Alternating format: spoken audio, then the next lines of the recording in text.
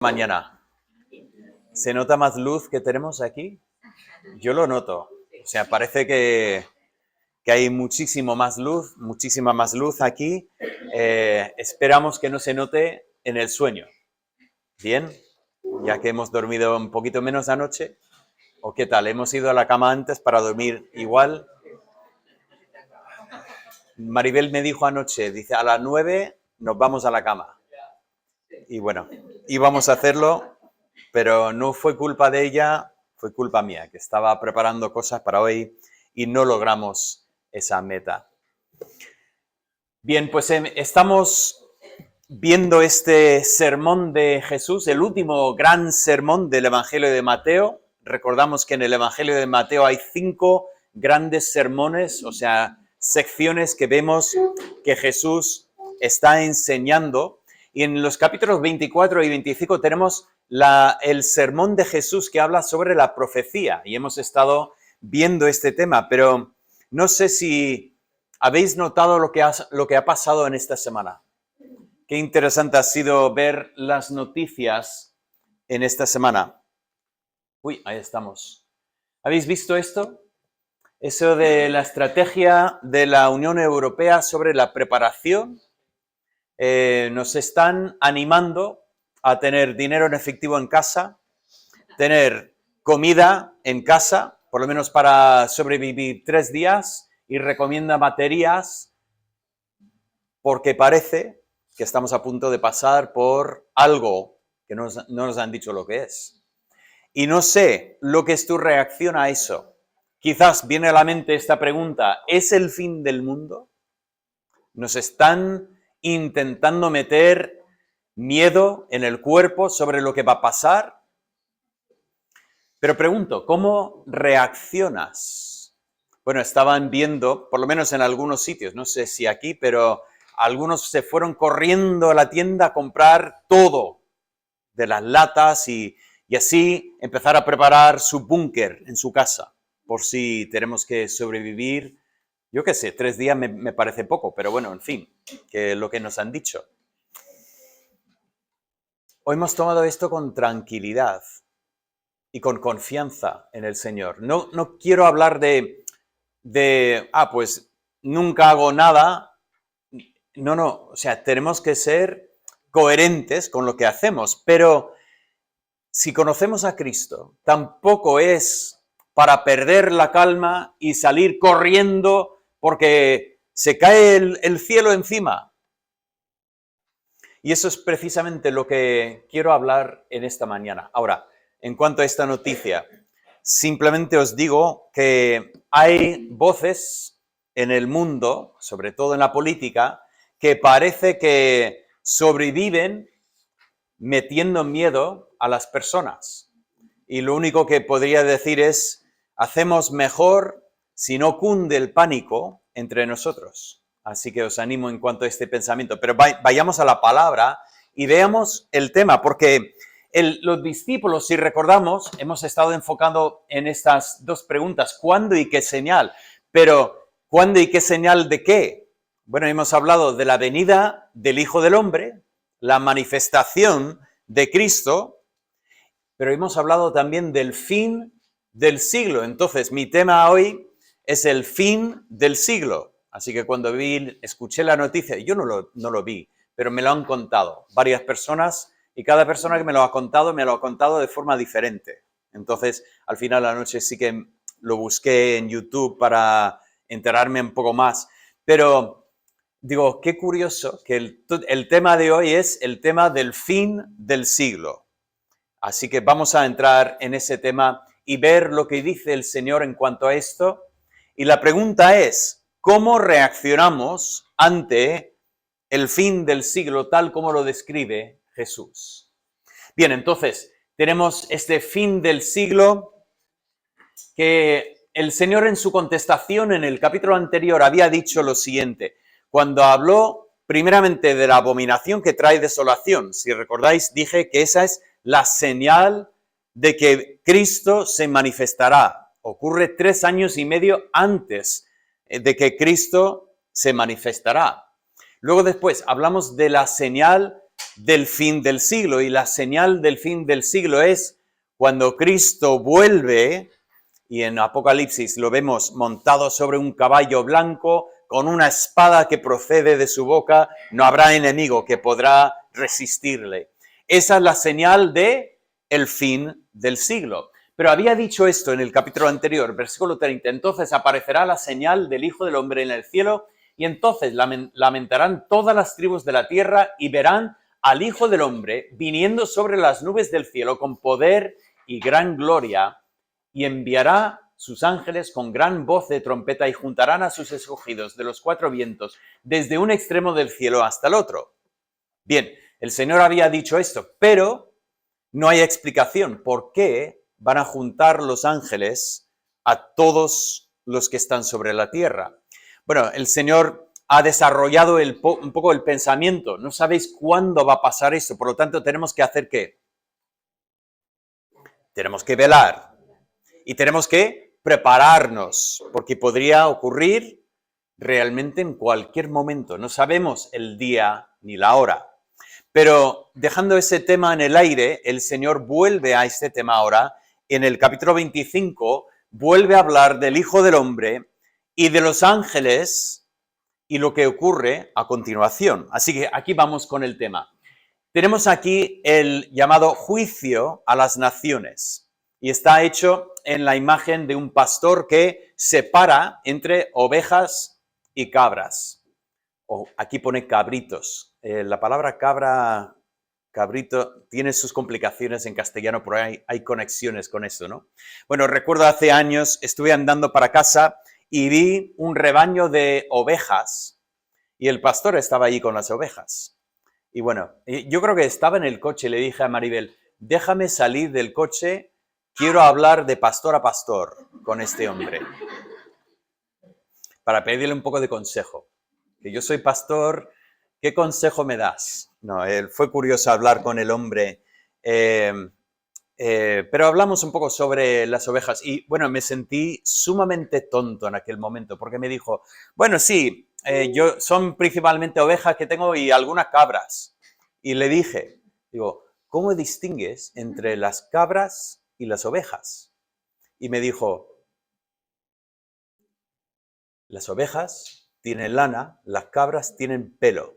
Bueno, fue el momento que digo, qué tontería que acabo de preguntar.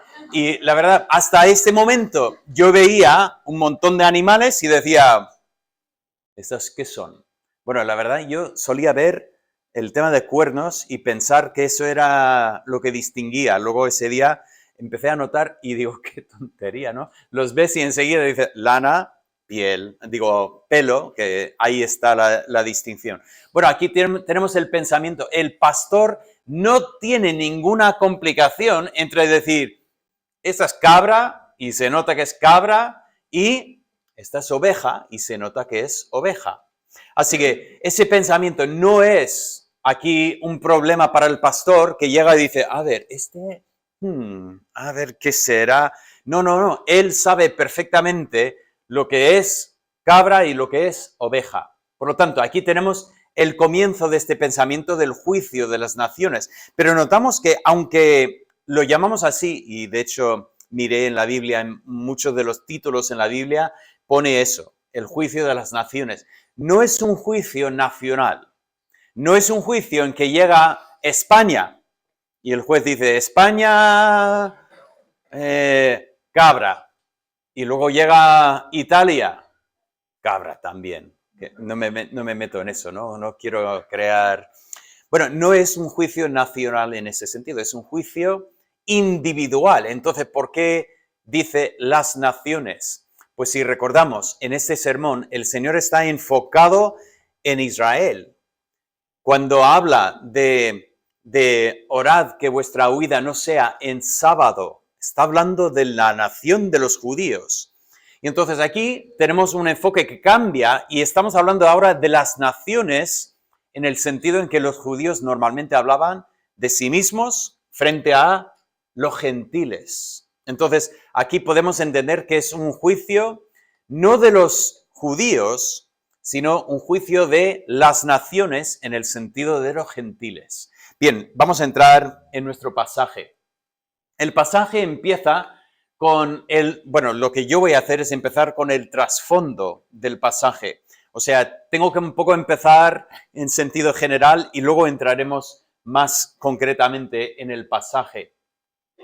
Bien, hay 4 personajes en este pasaje que tenemos que reconocer. Primeramente hablamos del rey. Ahora es curioso porque la pregunta era, Señor, ¿cuándo será el momento de tu manifestación? Y él contesta, el Hijo del Hombre se manifestará, pero ahora el Hijo del Hombre se ha convertido en el Rey.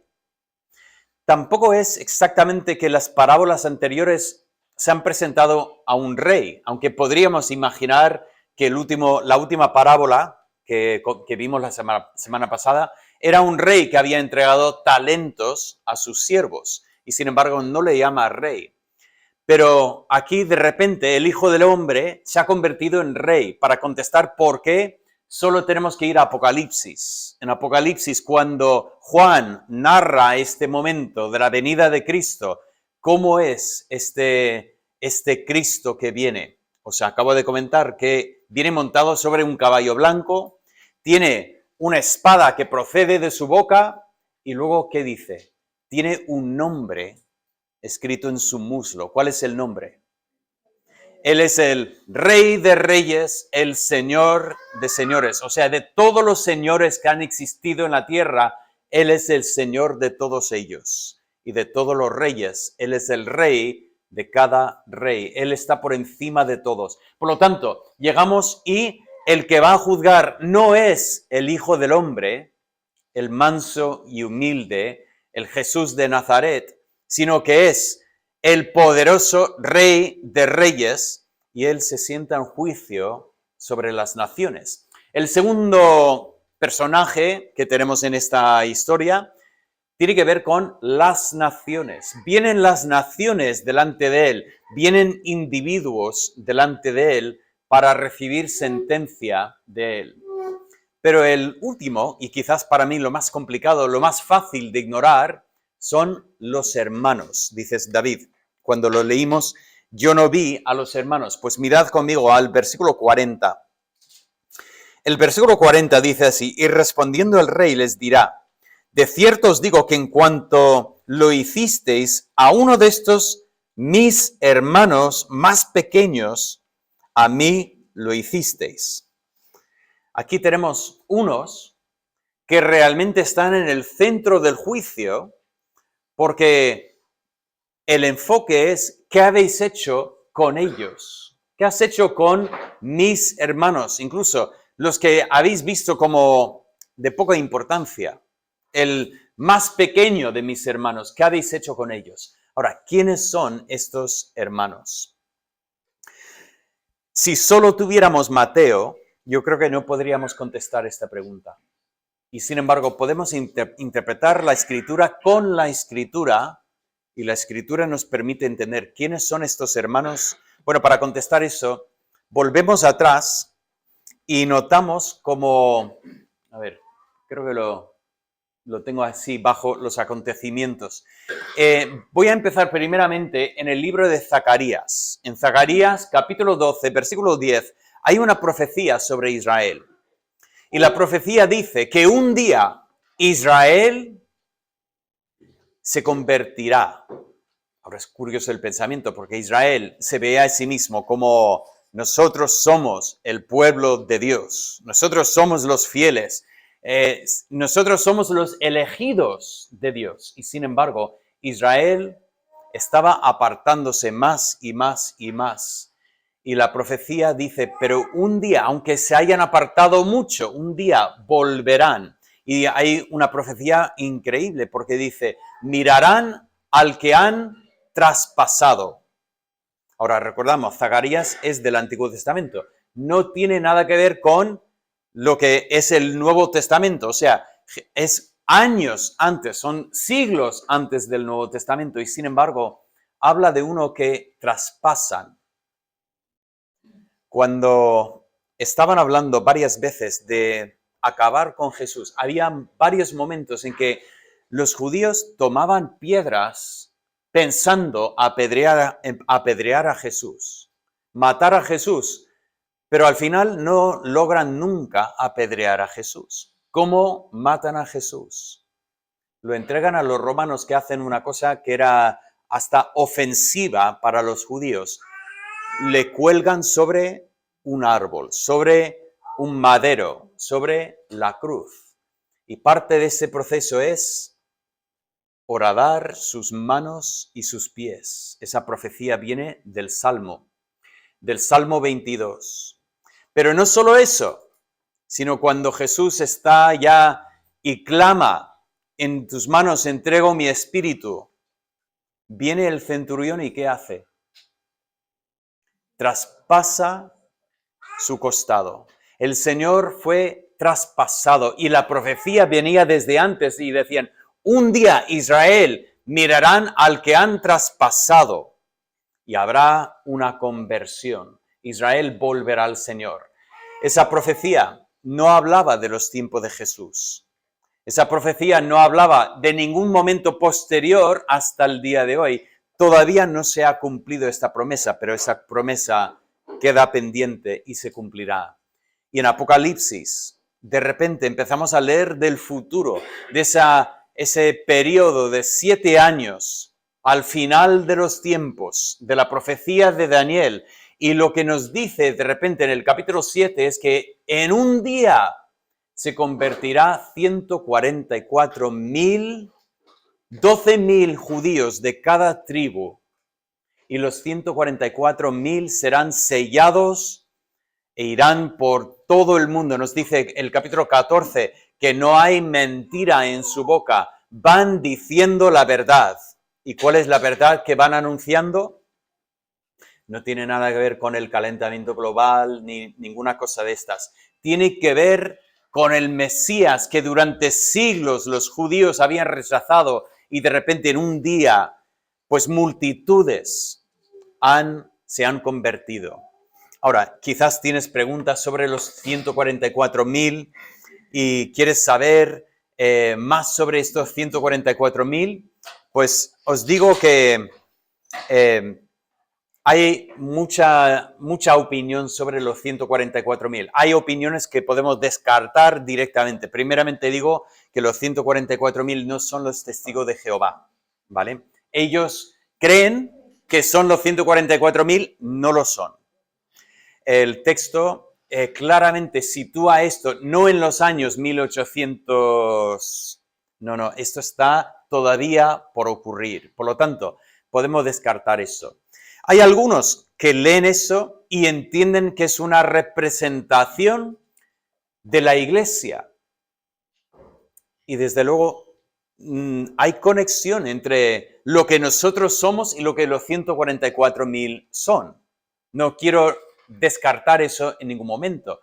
No obstante, yo creo que por lo que está diciendo en Apocalipsis, hacemos bien en entender que estos 144.000 son judíos. Por lo tanto, entiendo que yo no soy uno de los 144.000.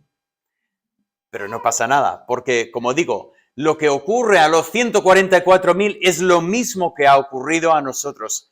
¿A que sí? Nosotros hemos llegado al momento que hemos reconocido a Jesús como nuestro Señor, que fue traspasado por nosotros. Por lo tanto, lo que son ellos realmente no es diferente de lo que somos nosotros. Ahora, otra gran pregunta es, ¿son 144.000 redondo? Y digo, bueno, el texto habla de 144.000. Si lo tenemos que entender literalmente, bueno, yo voy a empezar literalmente y si me equivoco, el Señor me corregirá. Entonces, bueno, puede ser que los 144.000 es un número representativo para decir todo Israel. Es verdad que son 12.000 de cada tribu y ese 12.000 pues es un número completo. Entonces, estoy abierto a que posiblemente no son 144.000 y no son 144.001, ¿vale? O sea, no estoy abierto a entender ese número de sentido más figurativo, pero entiendo que está hablando del futuro y del pueblo de Dios. Ahora, ¿por qué estamos hablando de ellos? porque yo entiendo que ellos son los hermanos que tenemos en las palabras de Mateo 25. O sea, ellos van por todo el mundo y van compartiendo su testimonio. Y de hecho, en Apocalipsis, justo después de presentar a los 144.000, de repente vemos una multitud enorme, tan grande que no se puede contar. Otra cosa que me hace pensar que los 144.000 es un número literal, pero bueno, en fin, esa gran multitud de personas, de todas las tribus, de todas las lenguas, de toda la tierra. ¿Quiénes son? Yo entiendo que es el fruto del testimonio de los 144.000. Ahora, volviendo a lo que decía hace un momento, hay algunos que leen los 144.000 y dicen, bueno, eso habla de la iglesia. Y digo una vez más, ¿cuál es el propósito de la iglesia? Pues al ir por todo el mundo, y de hecho, mira, aquí tenemos representado bastante del mundo, ¿no? Vosotros del todo el mundo termináis aquí, en España, en Petrer. ¿Y cuál es el propósito de Dios para vosotros aquí en Petrer? Llevar el mensaje del Evangelio a las personas necesitadas. Y así como nuestros hermanos están por el mundo, todos debemos estar haciendo esto. Un día, ese grupo especial será sellado por Dios para ir a predicar el mensaje del Evangelio durante la tribulación. Menos mal, porque yo entiendo que no vamos a estar aquí durante la tribulación. Por lo tanto, Dios levanta a otros para hacerlo, pero nosotros debemos estar haciendo lo mismo. Y esa gran multitud que un día estará en el cielo debe ser también fruto de nuestro testimonio que vamos compartiendo con toda lengua, toda tribu, toda nación. Por lo tanto, estos son los hermanos que van por el mundo durante la tribulación. ¿Y qué es lo que ocurre con ellos? Pues eso es lo que tenemos en el pasaje. El tiempo de este pasaje, para tenerlo claro, esto es justo después de los 7 años de tribulación. En Apocalipsis nos narra la batalla de Armagedón, esa gran batalla en que Anticristo junta todos los ejércitos contra Dios y contra realmente Dios. Por lo tanto, viene Cristo montado sobre el caballo blanco y no hay ni batalla. O sea, es una victoria rotunda.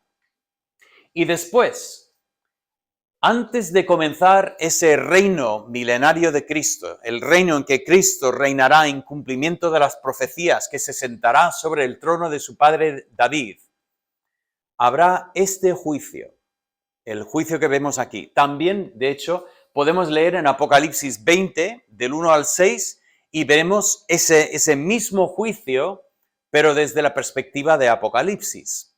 Y el único detalle que nos añade, y es un detalle interesante, que habrá una resurrección de los que han sido matados durante la tribulación, y ellos reinarán y juzgarán juntamente con Cristo, ¿vale? Pero eso no cambia el pasaje que tenemos delante de nosotros. Y finalmente, pongo que no debemos confundir este juicio con el juicio final, porque el juicio final es un juicio en que primeramente habrá una resurrección completa, ¿vale? Hablaremos un poco más de este juicio, Dios mediante, nuestro tiempo de sobremesa después de comer.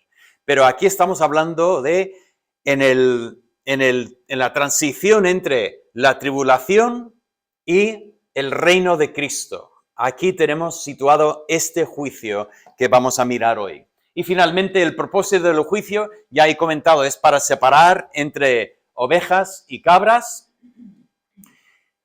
pero realmente el propósito de ese juicio es determinar quiénes son los que van a estar en este reino. ¿Quiénes son los súbditos del reino? Y ya sabemos que algunos estarán excluidos de este reino y otros sí que entrarán y formarán parte de este reino. Por lo tanto, vamos a entrar en nuestro pasaje. Estamos en Mateo 25 y entramos en el versículo 34. Bien, aquí empezamos con la escena del juicio y tenemos al rey que está sentado sobre su trono de juicio y empiezan a presentarse delante de él. Ya ha hecho una separación y ya tenemos a la derecha, tenemos a las ovejas y a la izquierda tenemos a los cabritos. Y por lo tanto, a los de la derecha, el rey se dirige primero. Primeramente a ellos dice las siguientes palabras. Venid, benditos de mi Padre, heredad el reino preparado para vosotros desde la fundación del mundo. Bien, tenemos palabras de invitación. El rey invita a venir.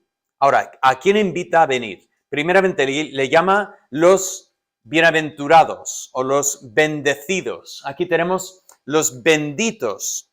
Y he cambiado un poco la traducción para decir los que pertenecen a mi Padre. Porque cuando leemos en castellano, por lo menos leemos benditos de mi Padre, parece que está diciendo que mi Padre ha bendecido a estos. Y es verdad que cualquier bendición que recibimos al final proviene del Padre. Pero parece que el pensamiento es que son benditos porque pertenecen al Padre. Esto es importante para nosotros en la siguiente pregunta que vamos a hacer en cuanto a esto. Bueno, continúo. Y heredad, o sea, van a recibir como herencia, ¿qué? El reino. La oportunidad de vivir en esa tierra bajo el dominio perfecto de Cristo. Qué privilegio, ¿no? A nosotros nos toca vivir bajo seres humanos que sé que hacen lo que les parece mejor, pero muchas veces se equivocan mucho. Y aún así, la Biblia nos manda a respetar a las autoridades que tenemos sobre nosotros. Pero ¿cómo sería sentar y vivir bajo el perfecto liderazgo del Hijo de Dios? Que Él esté reinando en este momento sobre la tierra y además una tierra que empieza a superar algunos de los efectos del pecado. Empezamos a ver estas imágenes de ese momento en que el cordero y el león se acostarán juntos. Un niño jugará sobre lo que es una culebra. O sea, no hay miedo de la creación. ¿Cómo será vivir en ese momento? Pues esa es esa bendición que Dios había preparado desde antes de la fundación del mundo para estas personas que viven en este momento. Por lo tanto, ya entramos en ese momento. El Señor ya ha proclamado bendición para estas personas. Ahora, os pregunto, en base de este pasaje, ¿por qué son ovejas? O sea, ¿por qué van a recibir el privilegio de poder vivir en este reino? Si miro este pasaje, tengo que contestar, porque tienen esta bendición, porque pertenecen al Padre, pertenecen a Dios. Que Dios ya los tiene desde antes de la fundación del mundo. Dios lo ha preparado para ellos. Y lo que es más, si sigo leyendo el pasaje, llego al versículo 46 y leo que los justos van a ir a la vida eterna. O sea, cuando leemos este pasaje, debemos entender que no estamos solo hablando de el reino de Cristo, sino estamos hablando de la vida eterna. Estas personas gozan de salvación. Ahora, ¿qué debemos entender?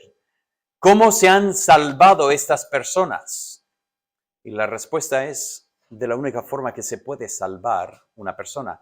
No hay en la Biblia varios caminos de salvación. Cristo lo dejó claro. Él dijo, yo soy el camino, el único. Solo hay un camino.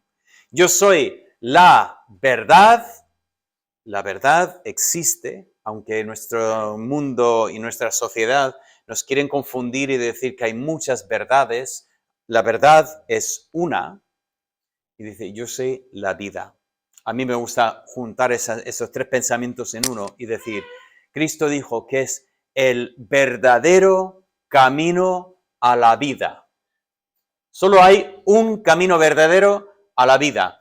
Tristemente, hay 1000 caminos que dicen que se llevan a la vida. Pero como dice el Proverbios, hay un camino que al hombre le parece recto, pero el fin de este camino es camino de muerte. Por lo tanto, sí, hay muchas religiones.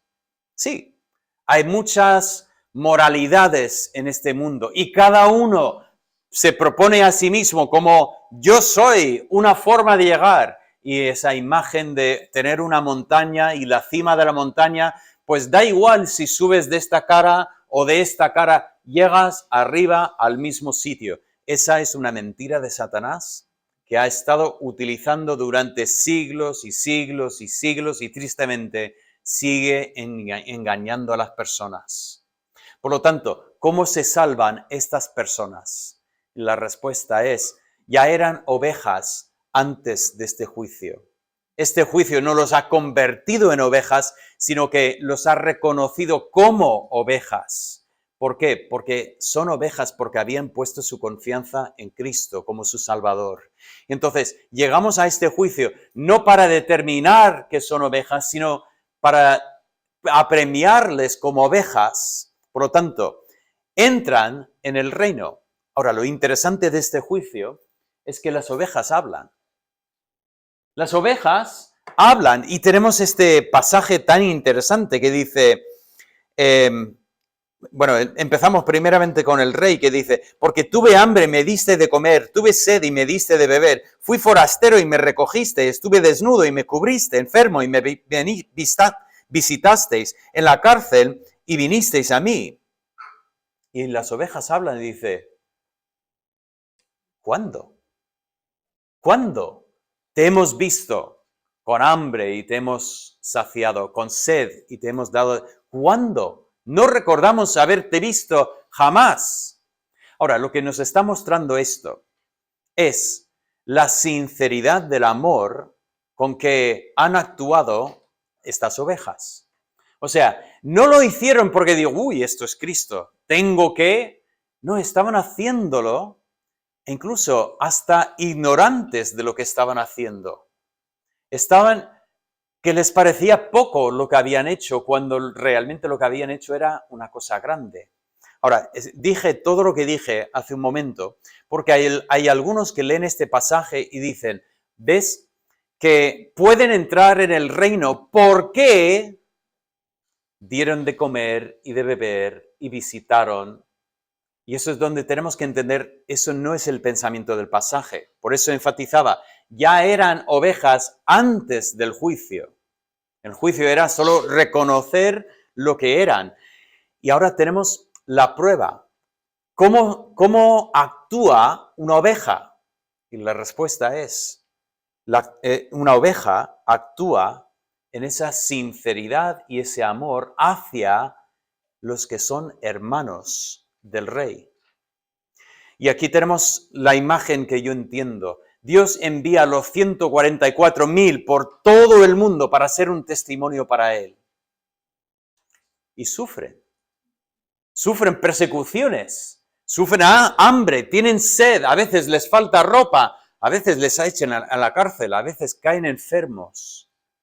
Y sin embargo, Dios levanta un pueblo que a estos mensajeros los tratan como su propia familia, dándoles de beber, dándoles de comer, dándoles ropa, visitándoles en la cárcel, tomando el oprobio de ellos sobre sí, incluso llegando a visitarles cuando están enfermos.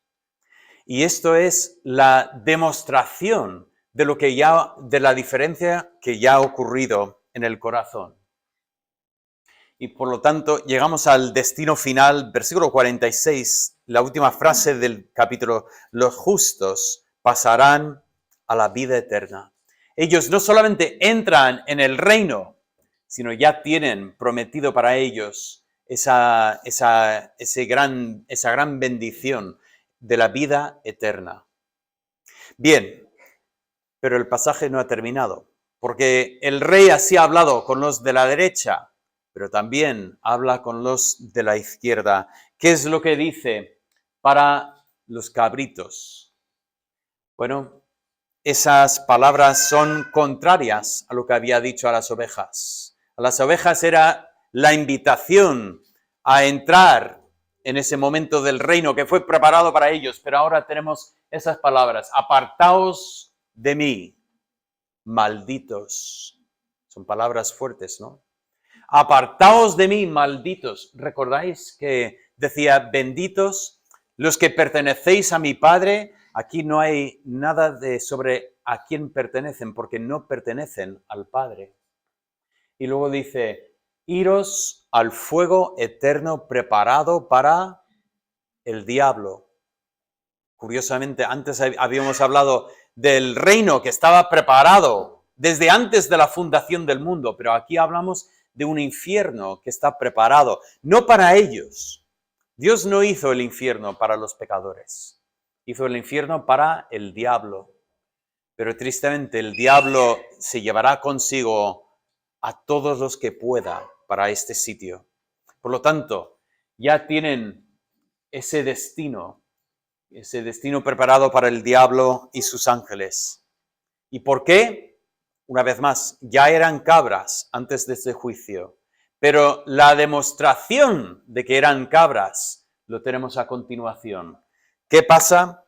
Dice el rey así, de esta forma: porque tuve hambre y no me disteis de comer, tuve sed y no me disteis de beber, fui forastero y no me recogisteis, estuve desnudo y no me cubristeis, enfermo y en la cárcel y no me visitasteis. Y las cabras también hablan. Las cabras también hablan y dice, ¿cuándo? Aquí es curioso porque la pregunta era tan bonita en la boca de las ovejas, porque era esa sinceridad, que nunca lo hicimos para impresionar a nadie. Es que estuvimos sencillamente amando a los hermanos y no sabíamos que tenía importancia eso. Pero aquí tenemos personas que están diciendo, hombre, si hubiéramos sabido que eras tú, lo habríamos hecho. Y el Señor contesta y dice, no. El hecho de no haberlo hecho con ellos era como no haberlo hecho conmigo. El hecho de haber rechazado a los que venían en mi nombre es como si me estabais rechazando a mí. Ahora, este pasaje es interesante, porque si entiendo bien este pasaje, entiendo en primer lugar que estas personas no estaban claramente a favor de Anticristo. O sea, cuando Anticristo junta sus ejércitos, estas personas no se presentaron para la batalla. En un principio, estas personas parecen, vamos a decir, neutrales. Esos son los suizos, ¿vale? Se quedan en medio y nunca se meten ni a favor de un lado ni a favor del otro lado. Logran hacer surf y siempre salir bien. Pero en ese juicio no salen bien. Porque resulta que al no ayudar, estaban demostrando que efectivamente no pertenecían a Dios.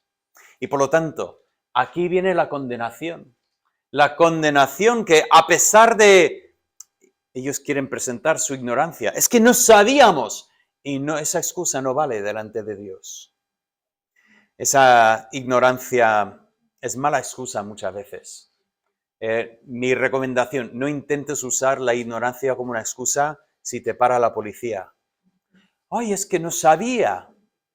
Porque es nuestro deber saber. Y cuando venían estos testigos, estaban diciendo la verdad y estas personas escogieron no creer la verdad que les estaba presentando. Y por lo tanto, cuando estaban en la cárcel y enfermos y con hambre y en necesidad de ropa, dieron la espalda contra ellos y no han ayudado. Y por lo tanto, ¿cuál es su destino final? El destino final de las cabras que han rechazado al pastor es el castigo eterno. Las palabras castigo eterno son difíciles de tragar, porque estamos hablando de una eternidad de castigo. Pero como notamos en este pasaje, hay dos cosas eternas. O tienes castigo eterno o tienes vida eterna. Y si haces que el castigo sea temporal, ¿sabes lo que pasa con la vida? También hay que limitarla a algo temporal. Y si efectivamente la vida eterna es para siempre, entonces el castigo también es para siempre.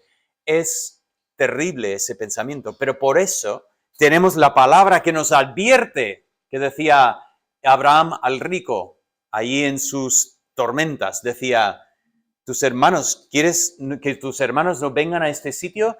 Tienes Moisés y los profetas, o tienen Moisés y los profetas, que los escuchen.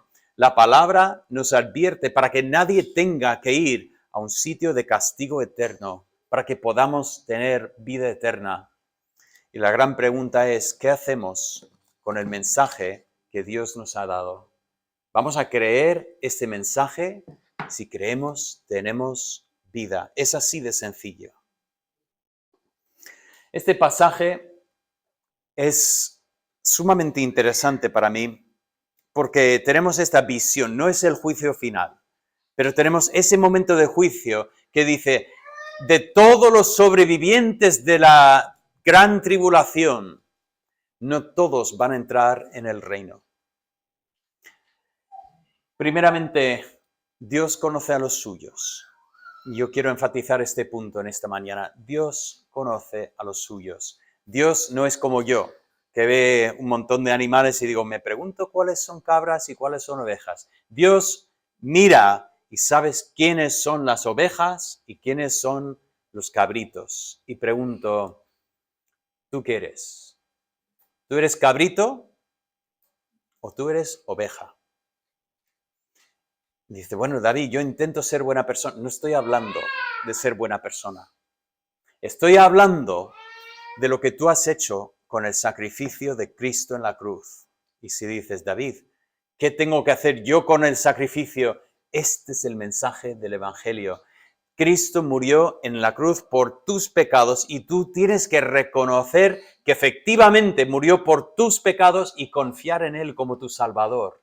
Eso es lo que convierte a una persona en oveja en vez de dejarle como cabrito separado, yendo hacia una separación eterna de Dios. Y empiezo en este punto y te recuerdo, no hay neutrales con Dios. No hay posibilidad de quedar en medio y más o menos salir y no pasa nada. Si no eres una oveja, eres un cabrito y el destino está preparado para ti. En segundo lugar, noto aquí que Dios ha prometido algo precioso para sus hijos. Tenemos en primer lugar el pensamiento del reino que tienen estos preparado para ellos. Entiendo que para nosotros tenemos algo mayor que el reino, es que estaremos en la misma presencia del Señor en estos momentos. Gloria a Dios. Pero lo que Dios tiene preparado para ellos no es solo el reino. Lo que realmente tiene es la vida eterna. El reino es temporal. La Biblia habla de 1000 años. Pero lo que Dios tiene preparado es algo que va mucho más allá de 1000 años. Es la vida eterna. Pero continúo. En el tercer lugar, noto que este pasaje me recuerda que seguir a Cristo muchas veces significa sufrir. Aquí, estos que seguían a Cristo, al final han padecido hambre y sed, desnudez, cárceles, enfermedades, han tenido que sufrir. Y tenemos que recordar, Cristo nos dijo, en este mundo tendréis aflicción. Ahora, puede ser que Dios permite que nosotros padezcamos muy poco de hambre y sed y de desnudez y cárceles y puede ser que a nosotros nos toque menos, pero tenemos que estar preparados para lo que nos tocará. Quizás lo que nosotros sufrimos a veces es menos en intensidad, pero más fuerte en nuestra experiencia. Las risas de los compañeros, las burlas de los que odian a Dios. Tenemos que estar preparados para esto y saber que cuando vengan estas situaciones, no echo para atrás. Tengo que saber que vienen y tengo que estar preparado para eso. Pero ese pasaje también me recuerda que si Dios no nos ha llevado a tener que pasar por todas estas cosas, debemos estar preparados para poder ayudar a las personas que sí pasan. Por eso cuando oramos aquí en el culto, siempre intentamos recordar a nuestros hermanos que están en países donde no tienen los beneficios que tenemos nosotros. Esta mañana Jeremy ha orado por China. Sabemos lo que pasa en los hermanos cristianos en China. Es una experiencia totalmente ajena a lo que nosotros vivimos. No tienen miedo ellos de un chiste ahí en el trabajo, de una risa sobre lo que cree esta persona, de no sé, ese pensamiento frío, uy, no quiero hablar contigo porque siempre tú estás con estas ideas raras. No, muchos de ellos tienen que pasar por cárceles por su fe en Cristo. Y nosotros, ya que no estamos en lugar de poder ayudarles físicamente, pues queremos recordarles espiritualmente, orar por ellos. Y qué bonito el pensamiento de este pasaje, que de hecho no lo comenté, pero tenéis ahí en la hoja. 2 veces en el Evangelio de Mateo, el Señor estaba preparando el camino para esto. Y Él decía, mira, cuando mandaba a los discípulos a predicar, y dice, cuando os reciben a vosotros, me están recibiendo a mí, y cuando rechazan a vosotros, me están rechazando a mí. Y decía, y vosotros cuando veis a un niño, si recibís al niño, lo estáis recibiendo como si estuvierais recibiendo a mí. Ese pensamiento que no hay cosas pequeñas en la voluntad de Dios. O sea, incluso lo que podría parecer muy poco. Tenemos un hermano que está en el hospital y vas y visitas a este hermano. Quizás dices, wow, es que yo no tengo tiempo, yo tengo muchas cosas que hacer. Que vayan los pastores a visitar.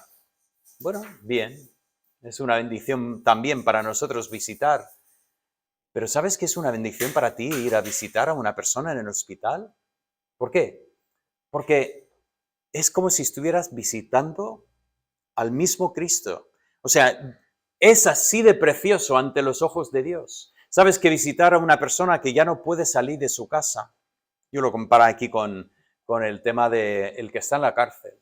Hay personas que por la salud ya no pueden salir de su casa. Bueno, ir a visitarle, ¿es importante? Ay, tenemos tantas cosas que tenemos que hacer.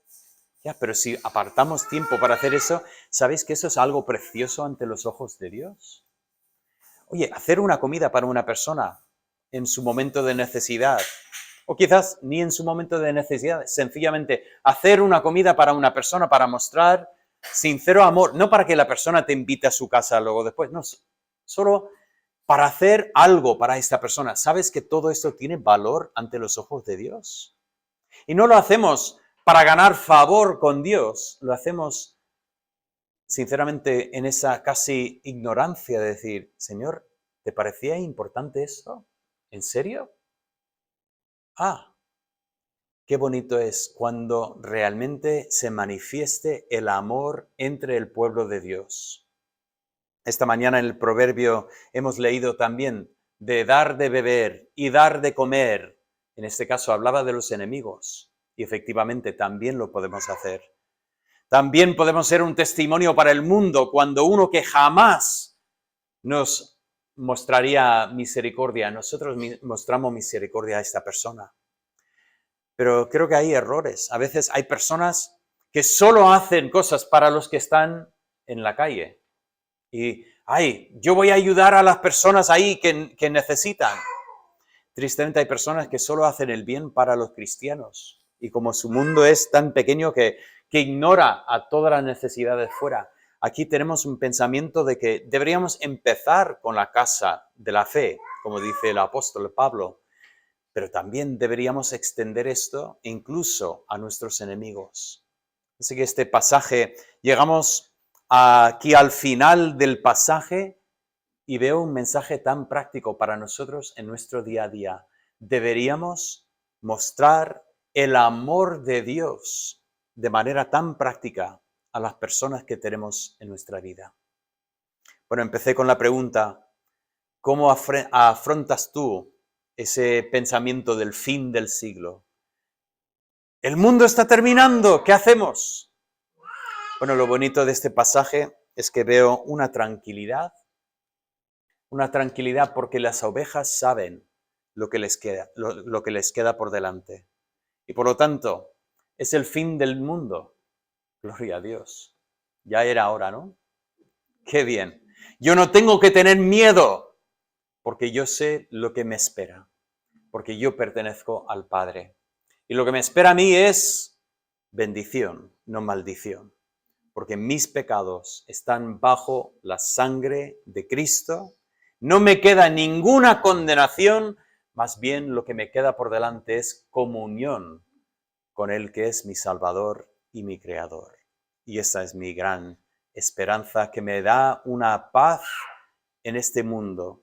Recordamos, Dios prometió paz, pero no la paz que es sencillamente una vida perfecta, la ausencia de conflicto, no esa paz, sino la paz que en medio de la tempestad podemos dormir en popa, en la popa del barco, en perfecta confianza. Esa es la paz que el Señor nos da. Señor, te doy gracias por este pasaje, ese gran sermón de Cristo desde el Monte de los Olivos. Gracias por lo que nos has enseñado en estas semanas que hemos estado estudiando este pasaje. Y pido, Señor, que nos ayudes a vivir para que estemos preparados para aquel gran día cuando llegue el fin de este siglo, de esta época del año, de la historia humana. Ruego, Señor, que sigas manifestando tu amor por medio de nuestras vidas, que seamos conductos para que tú seas glorificado. Y Padre, pido especialmente que si hay alguien aquí que todavía no tiene esa confianza de ser oveja, de pertenecer al Padre de esta forma, que abra su corazón para que hoy pueda conocerte. Te lo pido en el nombre de Cristo Jesús. Amén. Así